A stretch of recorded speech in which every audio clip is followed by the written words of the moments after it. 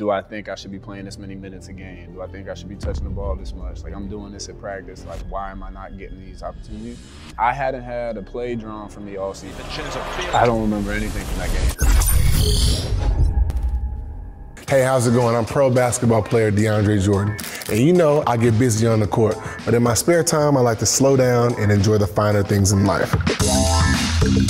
So today, you're gonna be joining me as I sit down with some of the most interesting athletes and celebrities. And with the help of pro softball star AJ Andrews, we're gonna have some laughs, get real, and take a deep dive into what makes our guest great. And what better way to do it than with a glass of smooth wine?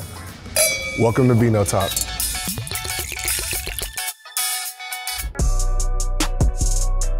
Today, we're in the heart of Napa Valley at the Prisoner Wine Company to have an amazing conversation with NBA champion and up-and-comer Donte DiVincenzo. Today, we're gonna talk legacy, hoops, and for sure, wine in today's conversation. Donte is not just a champion and a super talented hooper, but he's also a huge fan of wine. Today, we're enjoying the Prisoner wines. For over 20 years, the Prisoner Wine Company has been rewriting the rules of luxury winemaking by producing bold, innovative blends from the best vineyards in Napa, Sonoma, and Greater California. So the first wine that we're gonna be drinking during this conversation is the OG Red Blend, which is a blend of Zinfandel, Syrah, Petite Syrah, Cab Sauv, and a rare varietal Charbonneau. So Donte, I gotta ask you, what's your favorite, red or white? Definitely red. I'm definitely a red kind of guy. What's your go-to? It's funny that we're drinking it. It's actually the Prisoner Red Blend. It's actually my favorite bottle. So the Red Blend, which is a cheers blend of to Zinfandel, Syrah, Petite Syrah, rare varietal Charbonneau, I like and Cab Sauv. Cheers. I like that. I know you're Italian, Yeah. so does being Italian have a big influence as to why you love wine so much? Yes, definitely. You know, my parents used to have the big old gallon wine, the cheaper wine, and just all throughout the house. And like, when you're Italian, you just, you know, try certain things, and you know, it's a culture thing. So growing up, it definitely played a part in it. So obviously, you said that the Prisoner Wine Company that's one of your favorite That's your wines favorite. to have, right? Yeah. So how did you first get into wine? Was it just a cultural thing that made you get into it? Like what made it kind of stick for you? You know, it was one of those things of once I got into the NBA, honestly, is all my close friends on the team and who I'd started to develop relationships with, they were all older. And we would go out to dinner and I was just getting water, and they would get, you know, I was like, I don't really like wine, And then I started tasting different wines. And then what was big for me was when we got into the bubble. There was nothing in there. So, but a bottle of Camus was sitting right there for me, and that's what everybody was drinking in the bubble. So, it was just funny. That's when I started to kind of have a real appreciation to it, and it's good for, you know, conversations like we're doing right now, but like at dinner, it's just something where a lot of people have knowledge on it that you don't even know. Right. And that's something that I've learned through the NBA. What drew you to the Prisoner wine though?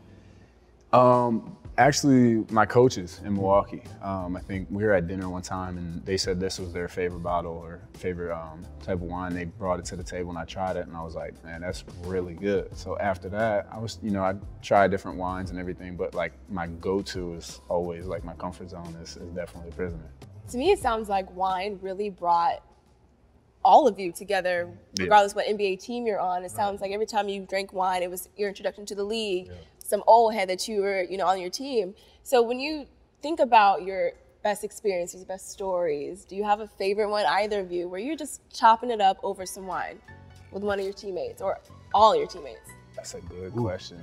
I'm sure you guys had some great wine stories on that championship team. We had Milwaukee, right? all those team dinners. I'm saying, like, so which one? We had so many. That's the thing, is like what made our team so special is, you know, we had our team dinners, but we stayed there for so long with literally bottles of wine. Those are the best ones. And just started chopping it up. And next thing you know, we're like, damn, we got to get out of here. Like, we got a flight at 9 a.m. tomorrow morning. So those are the best things. I think the funniest thing for me was when I got traded to Sacramento. I went out to dinner with Harrison Barnes. And he's big into wine.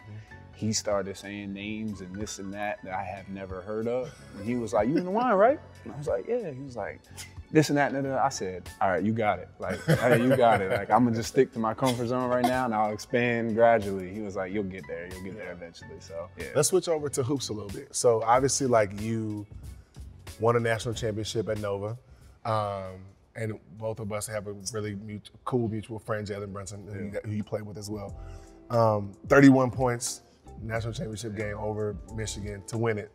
And that's kind of how I feel like one of the first times I was like, oh, wow, this kid is nice. Donte. Like, what do you remember from that game or from your time in college and winning the championship? I don't remember anything from that game. It was all blurry. Really? So many people ask me this, like, I can't remember, I can't even explain, like, when you're so in the zone. So when I was out there and Jalen, I think Jalen got in early foul trouble.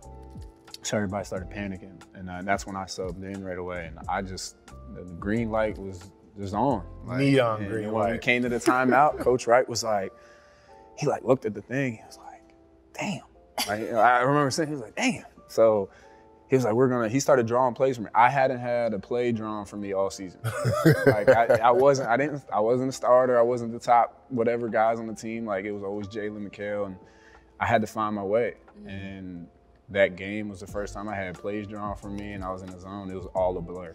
That team was stacked. Y'all had a ton of pros on that team. How was it to be able to navigate such talent on one team when all of you guys were pros? And also prepare for your moment, right? When you talk about you hadn't had these plays written up for you and you come out and you have a crazy game. Like, not only just playing on a team that's stacked, but also not feeling down on yourself that you're not playing, but being ready for that moment for when it came. You know, there's battles throughout the season. There's conversations with coach, there's conversations with the players, and also there's conversations with yourself. Like, do I think I should be playing this many minutes a game? Do I think I should be touching the ball this much? Like, I'm doing this at practice. Like, why am I not getting these opportunities?